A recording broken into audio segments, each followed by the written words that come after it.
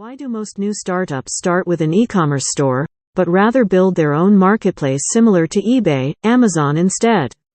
There are several reasons why many new startups choose to start with an e-commerce store instead of building their own marketplace similar to eBay, Amazon. Easier to set up. Setting up an e-commerce store is generally easier and faster than building a full-fledged marketplace.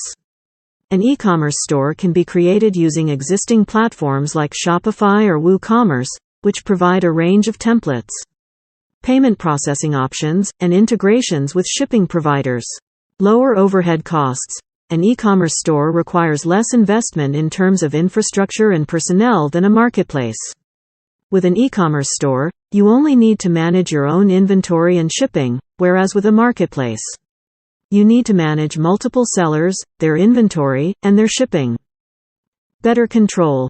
With an e-commerce store, you have more control over the customer experience, as you can design the entire shopping journey and brand experience.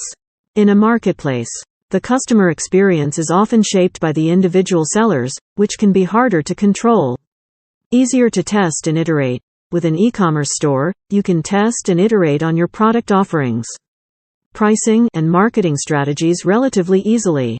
In a marketplace, it can be more challenging to test and iterate on a broader range of variables.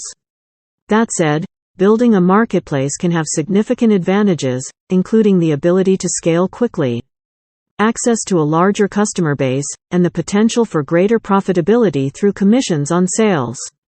Ultimately, the decision to start with an e-commerce store or a marketplace will depend on the specific goals and resources of the startup, as well as the market opportunities and competition in their industry. Why do most new startups start with an e-commerce store, but rather